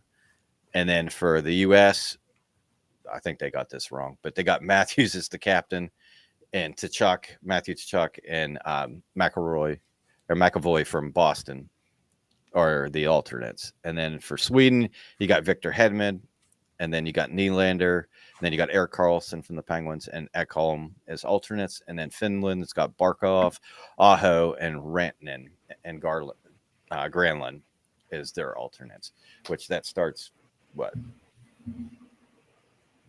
Saturday's the 1st. Next weekend. So, well, it'll be like that Monday, or probably that Tuesday, Wednesday, something like that. It starts the 12th. Okay, the following. You got about 3 more weeks. Well, it's going to be Saturday. Will be the 1st. So it'll be like 2 weeks. Okay. But that's all I got. Like I said. Whoa! The Utah Utes. Oh, yeah, yes, yeah. Hey, give me 2 minutes on that, man. I'm mad about that. The Utah club. Go ahead. So I saw the report where they've been in talks with the Yeti people about they want to name the team the Yetis. Well, they can't work it out to where they can coexist together. So apparently that name's out. Oh. And they have a dope name. Some of these names are just god, awful. So they have a thing, I guess, in the arena. So the fans that come to the arena over the next 4 games, and I think that started when the Penguins played them the other night. But their choices will be stay with what they got, Utah Hockey Club, or the Utah Mammoth, and I'm going to pronounce this wrong, but the Utah it's almost like Sasquatch. Wasatch. Well, you can ask the DA because he probably know the. Yeah. I was gonna say, hey, if we could use those satellites to find Bigfoot and we can give them some NIL money, I'd rather see them, the Utah Bigfoot or Big Feet, whatever the hell you want to call it. Sasquatch with the satellites. They're Sasquatches, whatever. That's great. But apparently, the Wasatch thing is the name of the mountain range in Utah. Sasquatches would take the money. Isn't Sasquatch a Yeti? They're the same thing, right? Yeah. Different name. Right, but it's the same. The Yeti's the one from China. Oh, okay. Yeah, and Sasquatches live here. I didn't know that. Oh, okay. I mean, See, this is an educational program, kids. Knowledge, boy. Yeah, Sasquatches live here. Dan, anything else? I'm just curious of what they're going to pick. Because out of those three, I would just say, we're going to stay the Utah Hockey Club. Yeah, the Utah Hockey Club. Ladies and gentlemen, he's Dan K, the hockey dude.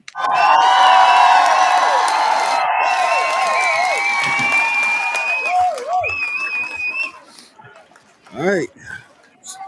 So now we got the NBA. Ryan, before we start. Yes, sir. I'm in a good mood, man. I'm in a good mood. So I'm in a good mood too, but I want to end on a high note.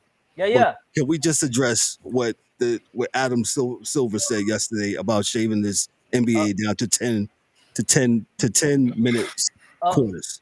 Okay, let me give you some context, right? Go ahead. He's not trying to change it to 10. All right. Dan Patrick asked him, "What's the craziest idea that came on your table lately?" And that's how the conversation started. I watched it. Yeah, there's no plans into making it to 10. He said it probably could work if it was, for the viewership, making it 2 hours and that because college is 10 minutes, or is 40 minutes. And he said international too. International is 40 minutes. But my thing is, you know what I'm saying? The NBA is supposed to be the gold standard. Why are we trying to be like the rest of, you know what I'm saying? Bingo. We can't be like the rest of the other leagues. NBA is the gold standard. So that's not happening.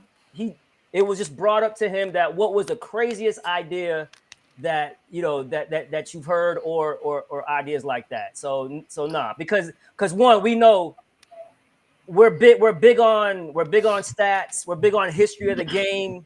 You know what I'm saying? Like if you shaved off 8 minutes of the game, I mean, a lot of people won't hit certain stats for the history of the game. You can't do that. Can't do that. So he's not trying to change it. It was just a Dan Patrick saying what was the craziest thing that's come on your table recently, and that was it. I give you context. So I'm not about to step here and rip Adam Silver fat. So if anybody has not watched, this is the first time you're watching the show. Ryan, absolutely, he's our NBA guy. He's our NBA insider, WNBA guy. And sometimes, we have to sometimes. It's what it is. So that's why I said to Ryan. Ryan said he's in a good mood. I said, Ryan, I'm in a good mood. Let's just address Adam Silver's his comments. So now Ryan can focus on his main man being in pick for the All-Star game. Go ahead, Ryan. Yeah, man. So you guys know the All-Star reserves was announced today, and my man, 22-year-old from Turkey, Alperen Sengun, balling. He's been the best player on the number 3 team in the whole entire league, the Houston Rockets, number 2 in the West. I'm happy that the coaches rewarded winning, and I'm happy for that. And also, it's been a great week for basketball, man. Like the top 8 teams have all been playing each other. I agree. The Rockets played Cleveland twice, Boston beat them all. You had the Knicks just beating Denver in a great game. Knicks have been balling. They've been, the last 5 games they're hot. And then you have the Lakers and the Knicks coming up on Saturday. Rockets plays the Grizzlies tonight. So all the top 8 teams are playing. Then we have a showdown on Monday, fellas. I don't want us to miss this game. We got the Rockets versus the Knicks on Monday. So that sounds like a live watch party show. That's what I was thinking, right? That's what I was thinking. So but talk about that. Go ahead. But yeah, man, just it's been a great week for basketball. But yeah, I'm just gonna run down really quick, man. The top 5 teams in the league right now as far as record-wise. We have Cleveland number 1. Number 2 is Cleveland Cavaliers number 1. We have OKC Thunder number 2. Rockets, a surprising number 3 in the whole entire NBA, which is, I mean, I can't even, not even Rockets fans thought it could do this. So they're overachieving, great coaching. They're playing defense. I know you guys love defense. Stop. Yeah, good. And Ryan, we said this last year, man. What we said? That the Rockets would be here this year. No, not top 3 in the whole entire league, brother. Nobody said that. Oh yeah, I think we said no. We said last year. Nobody said that. I didn't even say Twin that. box. Twin box. Number 3 in the league. Twin box. I don't think he said it neither, but twin box. We didn't say the numbers. We didn't say Twin number box. 3 or number 2. But That's what I'm saying. That's all I'm saying. We said man. they That's were all going to I'm be a saying. top team in the West this year. No. They were the most athletic team last year, and Ndoka teaching them how to play defense, it was going to be a problem. No, I remember saying that. They were on the rise. Top 3 is not on the rise. Top 3 is your contender. Top 3 doesn't mean top 3 all year. They're top 3 today, which is great. But for me, that's I said they were going to be top. They were going to make it past the Lakers. They were going to be better than them. I mean, that's not really saying much. Hey, whatever. Everybody loves it. He pulled it up. Yeah, I thought my screen broke. I said, yo, what is going on? Hey, we got some interactive going on here. Go ahead as Ryan talks. Yeah, no, listen, man. I thought they were going to because they just missed the play-in last year. I know we said, hey, they're on the rise. They're a young up-and-coming team to watch out for. They now got veteran leadership with Van Vliet, who's a champion, Dylan Brooks, Jeff Green. Now they added Steven Adams. So they have a core of young 23 and under guys who are high flyers. Who and now we got a 22-year-old all-star, which has just blown my mind. Like, I'm overjoyed with what the Rockets are doing, but I did not expect this. Like, I mean, they've had and not only that, they've had one of the hardest schedules in the league in their top 3. So I'm not saying, you didn't say they were on the rise, DA, but nobody saw top 3 right now, as of right now. You know what I'm saying? Pre-All-Star break. So I'm just super happy, man, with them. What I want to do now is kind of go over, who were the reserves for the All-Star teams, and then we can, tackle that. But yeah, man, it's just fantastic, man. Like, what they're doing, man. So let's see here. So we got some first time players in the East, first time All-Stars. Kate Cunningham made it. Awesome. He's having an awesome year. Tyler Hero made it first time. All right. Then we had Mobley made it. We had 3 Cavs that made the All-Star team, and rightfully so, man. They've been the top team throughout the season. The hot start. So they got Garland. Garland made it along with Mitchell, who's a starter. So Garland, Mitchell, and Mobley from the Cavs made it. And let's see who else from the West. Dame Lillard made it for the Bucks. So that rounds out. And Pascal Siakam also made it for the East. So those are the reserves. I thought the snub from the East was Trae Young. He leads the league in assists. He's averaging like 24 and like 11. Wow. But his team is like on a 6-game losing streak, 5 games under 500. So winning was rewarded in these All-Star All-Star picks, man. And so I'm super happy. Out in the West, like I said, we have Alperen Sengun making it first time, making it. Anthony Davis, obviously, but he made it. But Anthony Davis has been balling. So Lakers got 2. Lakers got 2 with the Lakers. They got 2. But yeah, man, I'm just super excited, man, and happy, man. Some snubs, right? Devin Booker didn't make it. Sabonis didn't make it, and he leads the league in double doubles, right? But again, Sabonis should be up there. No, his stats say it, but at this point, because of the winning, it was basically between Sabonis and Şengün. So who are you going to take? You going to take a guy whose team is 500, or a guy whose team is 18 games over 500? What about Bronny? Who? Bronny. No, we're not doing that, brother. Come on now. We ain't I might have took him over Jaren Jackson. But I might have took him over Jaren. Yeah, but the Grizzlies are a top 18 in the league. They have to have a rep, and Jaren is balling. You know what I'm saying? So the winning was the tiebreaker. But I get no. Listen, he's deserving, bro. You're absolutely right, Mike. He's deserving. He's definitely a snub. You know what I'm saying? Like, a lot of people wanted like Norman Powell to make it. Harden was the Clippers representative. So I like Harden over Powell. If you're taking somebody from the Clippers, I like Harden over Powell, and not because he used to play for the Rockets. I ain't gonna be. I might have took Powell over J-Dub, even though I get why they put J-Dub. Yeah, you gotta. I mean, OKC is like Cleveland. Cleveland got 3 guys, so OKC deserves 2. Hell, you know what I'm saying? You could have, if you wanted, throw Jalen Green in there. I mean, if not the him, Rockets not record. him. I'm just saying. They picked the right one of them. If you was gonna pick one of them, you picked the right one of them. But I feel like it should have been 2 Clippers because they wasn't supposed to be this good, especially waiting for Kawhi. Wait a minute. So the Rockets was supposed to be this good? I feel like the Rockets had a trajectory to be better than the Clippers because the Clippers have no Paul George and they waiting for Kawhi to come back. They wasn't supposed to be this good. Yeah, you thought Norman Powell was going to wake up and be a 23-point scorer? No, I didn't think that. But 22 in today's NBA is not. Yeah, but Norman Powell. You know what I'm saying? Norman Powell. Yeah, but okay. Norman Powell's had his moments over the years, though. Yeah, but not he ain't consistently, been but he's had his moments. Norman Powell looking like TJ Warren, like he's just hooping every night. He ain't never played with James Harden either. That's also right. True. Who's feeding him the ball? That's also true. Who's feeding him the ball? Like, James is just revolutionized his game. He's a facilitator. He's still scoring.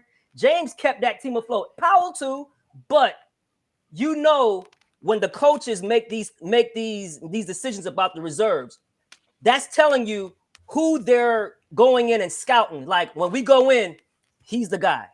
He's the guy. So he's the guy we got to stop. He's the guy that we got to contain.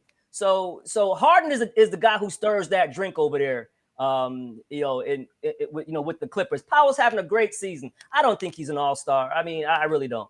But yeah, Fox didn't make it. Again, I said Booker didn't make it. And the reason why a lot of these players did make it too, y'all, is because there's been so many injuries. Luka didn't make it because because of the injuries, so he wasn't there. You know what I'm saying? Luka would have made it. He been injured. Yeah, exactly. In the East, Embiid would have made it. Maxey would have made it, but they missed too many games. So that's why it's hard for me.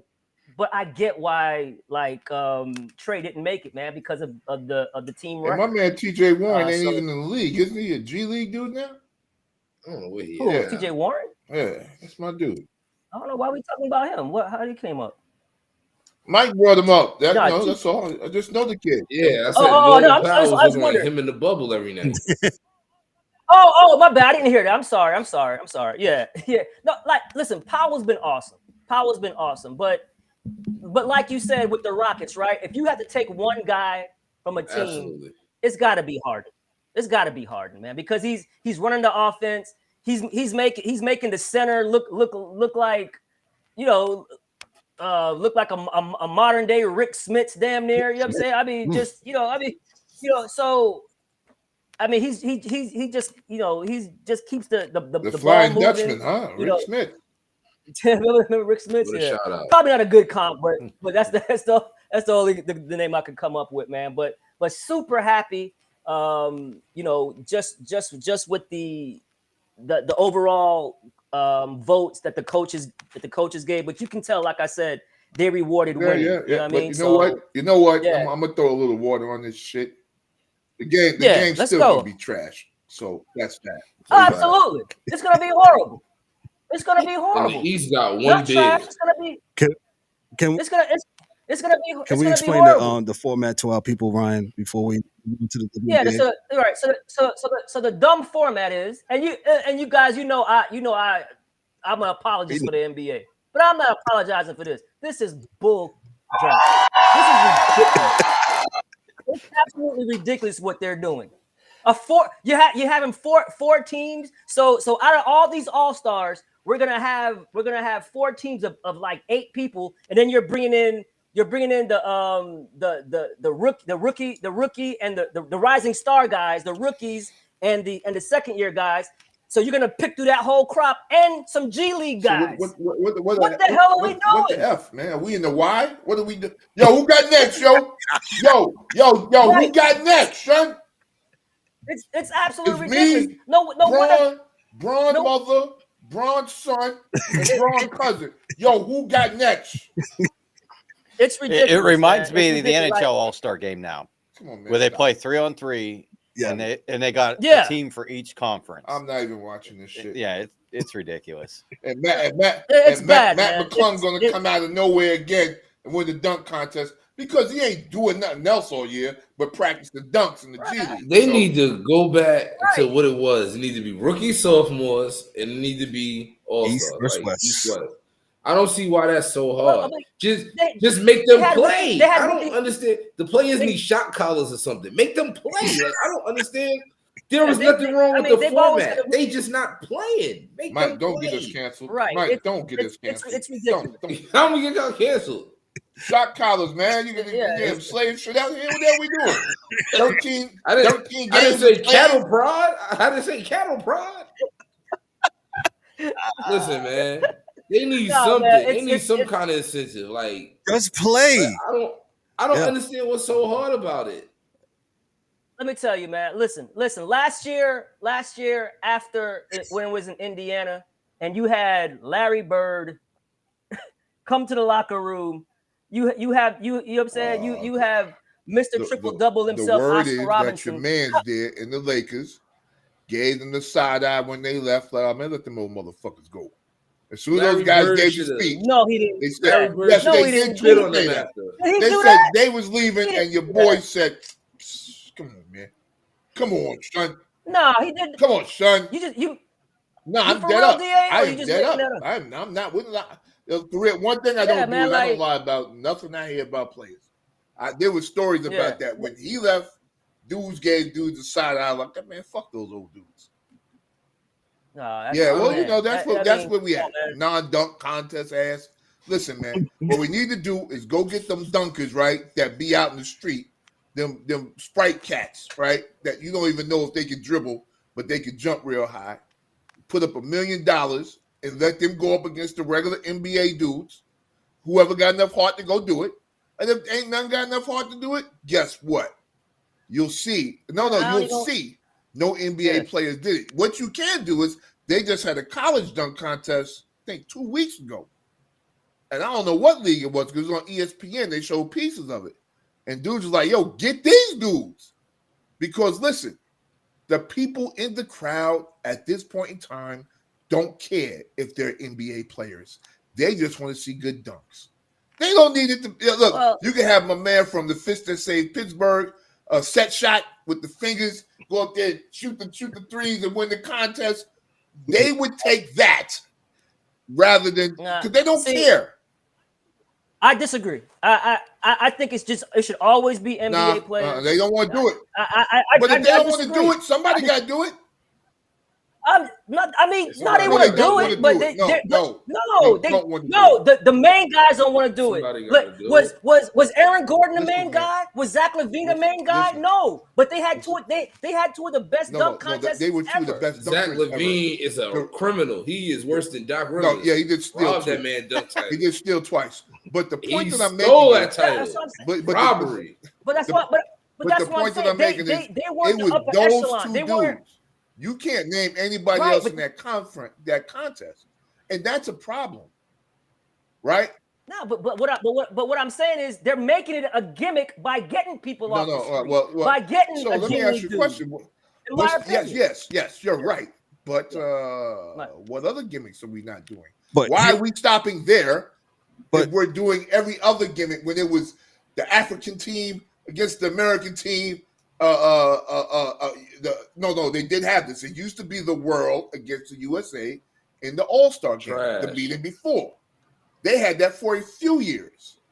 Then, before that, they had the rookies against the second-year dudes because they didn't want to let good second-year dudes play in the league. They've always, they had that last year. But what I'm saying was it wasn't always like that. It was just a game. There was a time when it was just a game. They even had the old-timers. Yes, remember the old-timers? They bring that back. Yeah, they didn't want dudes to die. Bring that back. They didn't want dudes to die. Let me let they almost killed Dr. J one game. Dr. J was like, yo. Let me let fellas. Let me let Dan. I was worried about them old timers, man. I'm like, I ain't doing this no more. Let me let Dan get in here. Dan, go ahead, Dan. All right. So this is entertainment value, the All-Star game, correct? Yes. Whatever. All right. Pick your NBA players, whatever. But to solve this fiasco of a lame ass game, let's just make it into an entertainment game. Let's have the NBA All-Stars play the Harlem Globetrotters. Here you go. Yeah. Here we go. That's it. I mean, because if you ain't gonna play you're gonna get entertainment, and they don't have to try that hard. They could be the Washington Stars or whatever team they play everywhere. But you get your entertainment. You get to see the star players. Until one of those punks get embarrassed, and then it ain't fun no more. Well, then maybe try. Oh, they're gonna get embarrassed. That's what they're all. Well, we know it's like say they would have let Ann One come up there when Ann One was popular, and let Professor, shake you out your shoes.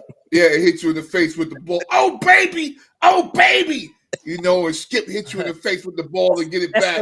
Boom, boom, bow. God bless my man, Big Eska. Yes. Listen. Then you get embarrassed, and then it's something else.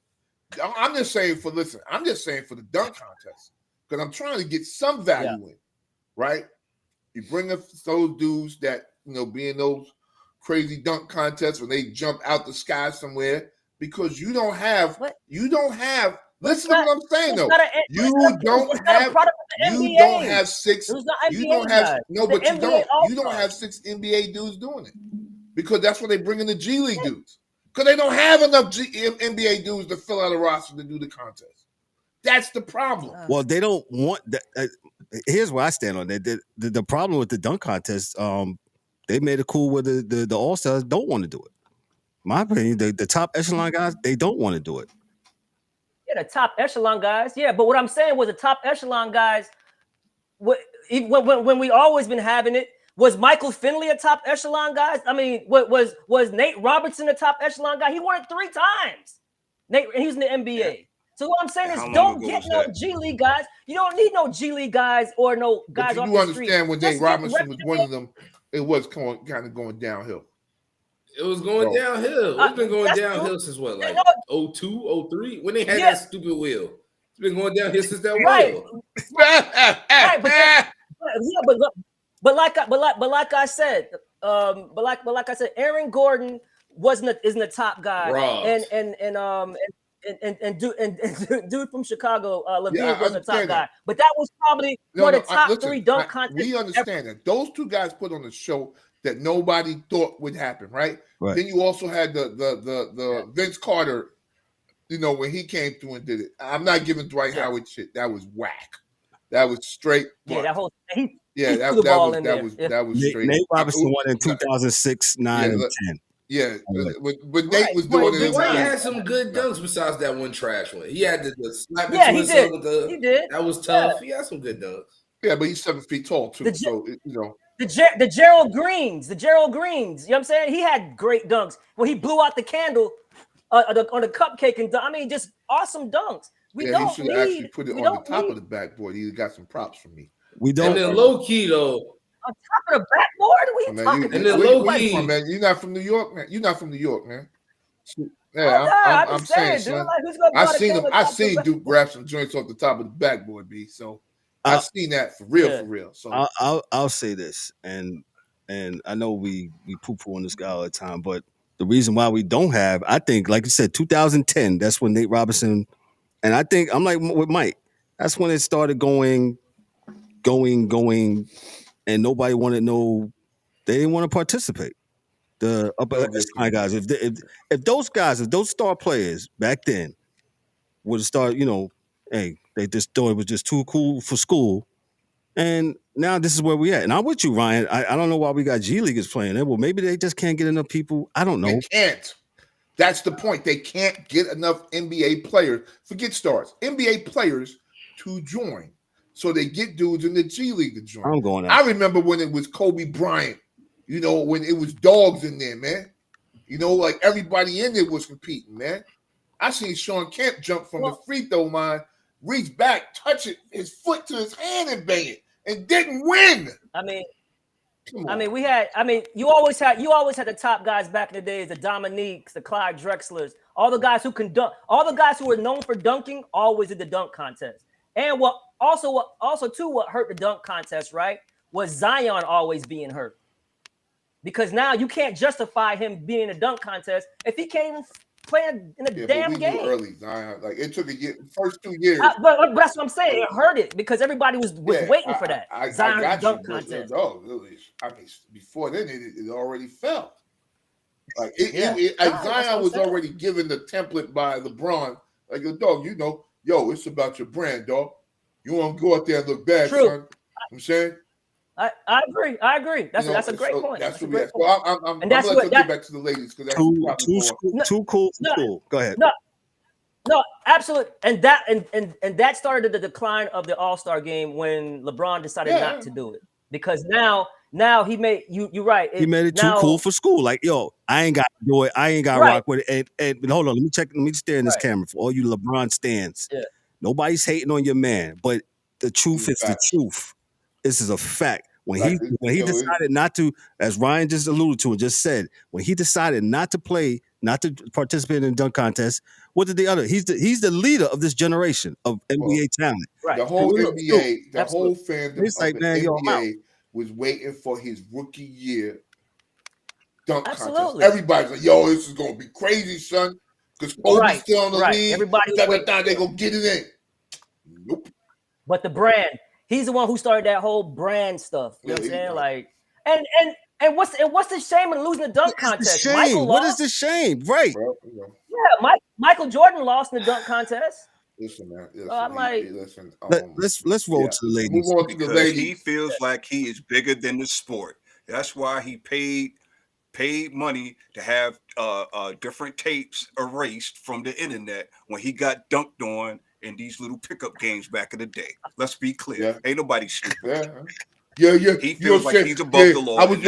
I was 16 years old playing in the pickup game with Michael Jordan and them, and I was untouchable. What? What? J.R. Ryder. Say it again. Yes. J.R. Ryder has some good.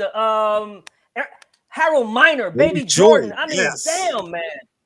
Man, like, we don't need these damn G League guys. That's what's messing up the game. I'm with you. But G League guys, dudes off the streets. This is the NBA. Matt McClung. He done won 3 of them. Let me read this before we go on to the ladies real quick. The 1999-2000 NBA Slam Dunk. Check out the participants. Vince Carter. Woo. Ricky Davis. Hey. Stevie Francis. Whoa. Ooh, I forgot Stevie Larry Hughes. Okay. Tracy McGrady. Ooh, 6'9", get it up. Jerry Stackhouse. Woo, Jerry could jump. There you go. Names. Those are names, bro. I'm just saying. Those are names. Damn. I remember when Kenny Smith was in the 3-point contest and the dunk contest. Kenny was between the legs, getting it up. Man, come on, bro. Dudes is using the All-Star game for what it was, right? It was supposed to be fun for the fans. It's supposed to be competition for the players. Yes. And for dudes like Kenny Smith, right, who weren't all-stars, right, but good players in the league, They couldn't play in the All-Star game, but they competed in this, right? That's how you kind of made your name. We don't have that name. D Brown. Remember D Brown? That was your coming out party. Yeah. Now, yes, D Brown. When he did the blindfold, when he did the pumps. When he did the pumps on the shoes, he pumped up the shoes. Remember the pumps? I'm sorry, D. Yeah, I'm a pause. I'm good. Yeah. Yeah, man. Like, man, y'all got me hyped now, man. Y'all got me hyped. All right, talk about the girls, man. We back. Let's go to the ladies. We're a little bit over time, but it's all good. Yeah. Thank goodness for you too. Yeah, my med's kicking in. Let's go. Go ahead. Yeah, man. Yeah, so as you know, man, there's a lot of free agency trades. Jule Lloyd is now with the Aces. My girl from the Aces is now with the Sparks. So a lot of movement. Connecticut just traded Alyssa Thomas to Phoenix. Brittany Griner just went to Atlanta. So a lot of movement, man. A lot of movement. Free agency starts tomorrow when they can like announce and make contracts and stuff like that. So the WNBA free agency show is like tomorrow. So that's cool, man. So it's gonna be some good movement going on in the WNBA. Mitchell just re-signed with Indiana. I don't know if y'all saw the video, man, where Caitlin Clark they all welcomed her back in at the arena and was all clapping for her. Just a great moment. Yeah. So yeah, man, it's just good, man. But watch the big name. If the New York Liberty gets Satu Sabally, man, you can chalk it up again. They're gonna win again. Because if she goes there and joins her sister, who was one of the big key components in that game 5, her sister, the other Sabally sister, if they get Satu, man, sheesh, that's crazy, man. So yeah, a lot of movement, man.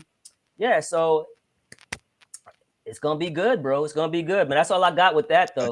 With the Dan, since you your thoughts on any moves, what you got for us?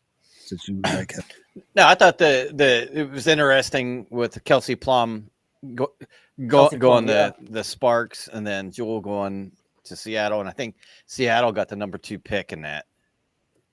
Yeah, Jule going to the Aces. Yeah, so yeah. I don't know. It seems like the dynasty in Vegas is crumbling.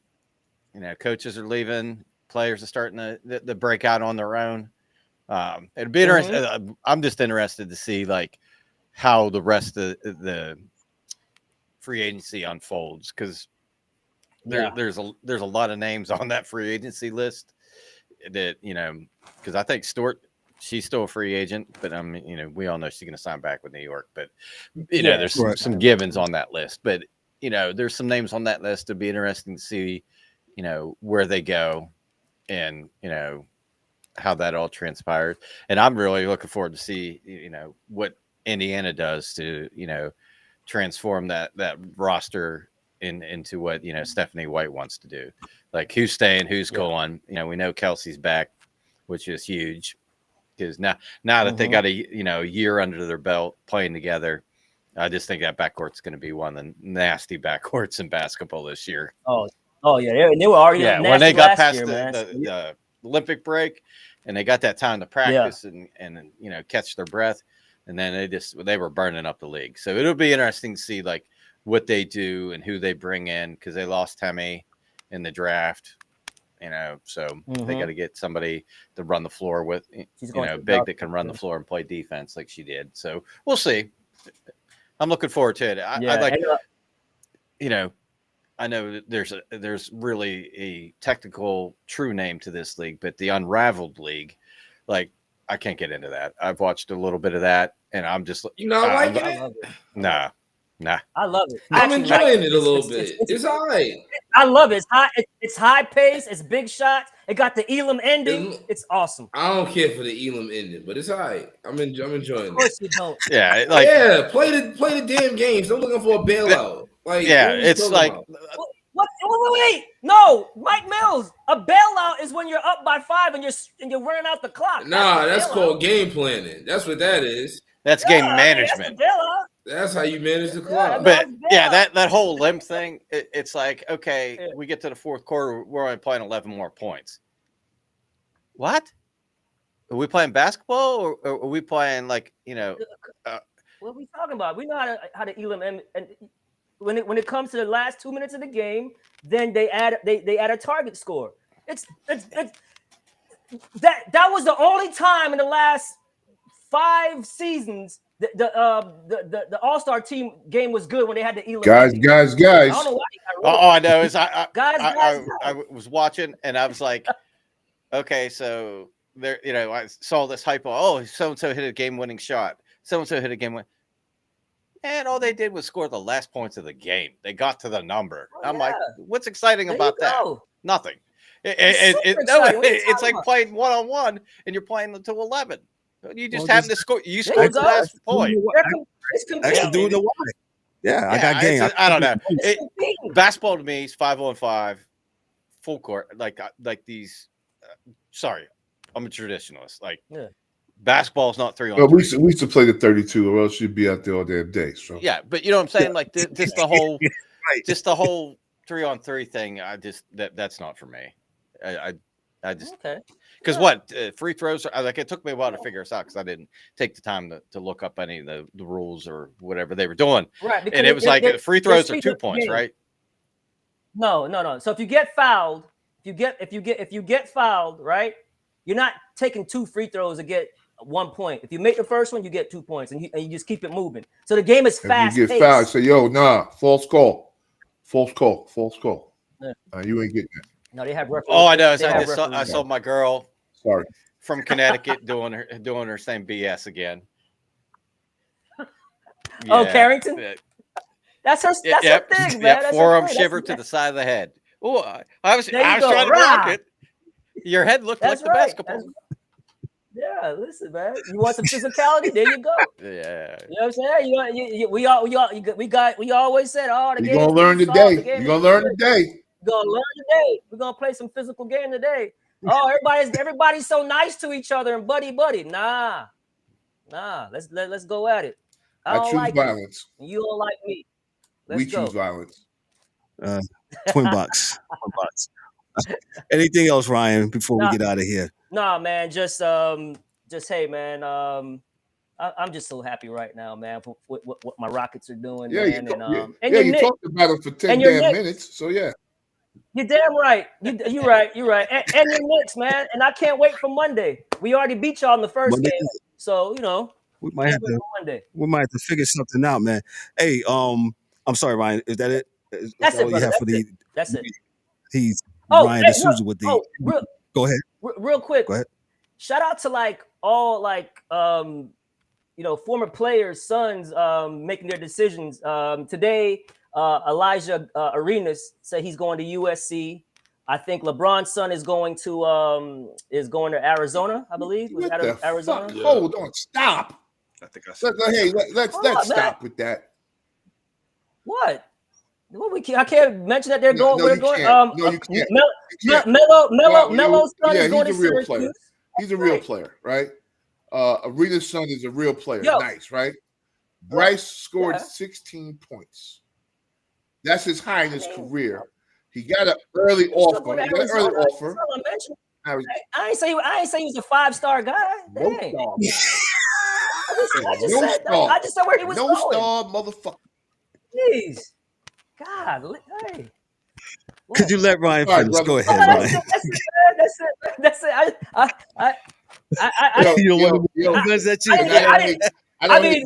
We can all agree that Bryce is better than Bronny, right? He's bigger than yes. Bronny. That's what we. Yes. But listen, man, I ain't got nothing against the kid, man. I didn't think Bryce going to Arizona. I just want these kids to earn their keep, because if they don't, it'll come back to get them in the end. That's all. Absolutely. Hey, that Elijah Arenas, 5-star. He's a bad boy. He's a bad boy. Yeah, give us some. Hey, Melo's son. Oh no, he's serious. And both for the Boozer boys. Seriously. They're going to Duke. That's man. No, Good call. I Good follow call. this, Good man. call. I Good do call, that. DA. Good call, DA. Yeah, the man. Boozer brothers. I thought they were gonna go to Miami for a little bit, man, until that NIL ran out. Yeah. They're like, we got and the Don't coach start quit. DA. Don't start DA. But Nope. You'll find Evan Shapiro. Y'all be all right. Right. Exactly. That's it, though, man. Ladies and gentlemen, he is Ryan D'Souza with the NBA and WNBA.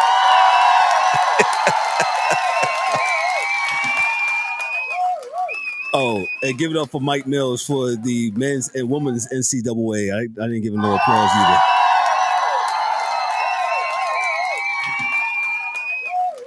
Hey, great show. There was 6 of us on here tonight. We was only missing D-Dubs tonight, but he was in the comments, man, because he has some other obligations tonight, man. Shout out to all those that watched us tonight, that rock with us. He was on here for 2 hours. And, we went a little bit over, man, but hey, this is what we do. This is what we love to do. And we do it very well. I think we do. We did a good job because you know why? We got some of you guys watching. We appreciate you. I don't take this for granted for those that are watching us and that's hearing us, man. Thank you so much. I really do appreciate this. So as we do on the Thursday show, not the Monday shows, we got part shots. I'm going to start with Mike Mills. Mike Mills, what you got for us? Shout out to everybody here. Shout out to D-Dubs not here. Shout out to the people in the comments. Shout out to Takistan. We still number one. Number one out there in Takistan. Number one. Shout out to Takistan. That's right. And my part and shout, I just want to say, you know what the All-Star game need? They need to go back to wearing their jersey at the game. That was low-key fire back in the day. Like, wear your team jersey at the game. I did like they that. Low-key need to throw. Since you want to do that, do stuff like that. You don't got to change the whole structure. Just do little stuff like that. And that's my part and shout. Yeah. He's Mike Mills. Thank you, Mike. The Angry One, what you got for us, sir? Yo, another great show on this Thursday, on the Sports Chaser Thursday nights. Appreciate everybody coming through. Shout out to D-Dubs. Shout out to everybody in the comments and all that. Yo, man, I ain't got nothing heavy.